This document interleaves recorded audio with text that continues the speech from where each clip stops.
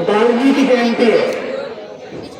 महर्षि वाल्मीकि जिन्होंने संपूर्ण रामायण की रचना की और हिंदू जनमानस में और पूरे कह सकते हैं कि विश्व में आज भगवान राम की जो पूजा होती है, अर्चना होती है, उनके जीवन के बारे में हम जानने में आते हैं तो उसमें महर्षि वाल्मीकि का योगदान है। महर्षि वाल्मीकि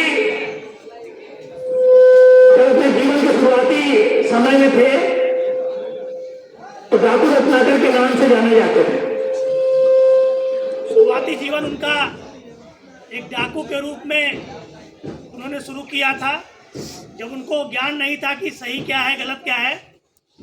लेकिन जब वो महर्षि नारद के संपर्क में आए तो महर्षि नारद ने उनको ये एहसास कराया कि जिस रास्ते पर वो चल रहे हैं गलत है और ईश्वर का नाम लेने में, भगवान का नाम लेने में, सतमार्ग पे चलने में ही जीवन अच्छा बन सकता है।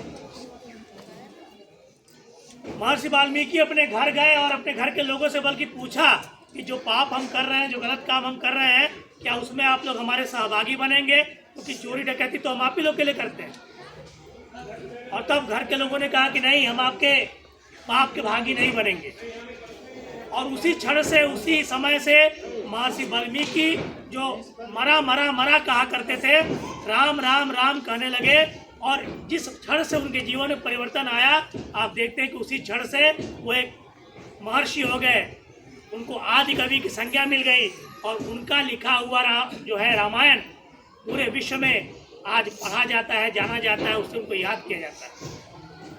हमारे सबके अंदर कमियां हैं, लेकिन अगर हम अपनी कमी को जान गए और समझ गए कि हम गलत रास्ते पे हैं, सही रास्ते पे नहीं हैं, और जिस दिन से सही रास्ता अपना लिए, सही रास्ते पे चलने लगे, और जिस प्रकार महर्षि वाल्मीकि ने गुरु नारद से सीखा, वैसे अगर अपने गुरुओं से, अपने बड़ों से, अपने अभिभावकों की बात मान करके हम लोग भी सही रास्ते पे चलने लगे तो निश्चित तौर पे जो जीवन व्यर्थ हो सकता है वो जीवन सार्थक भी हो सकता है, उससे रचना भी हो सकती है, आप लोग जीवन में कुछ बन भी सकते हैं।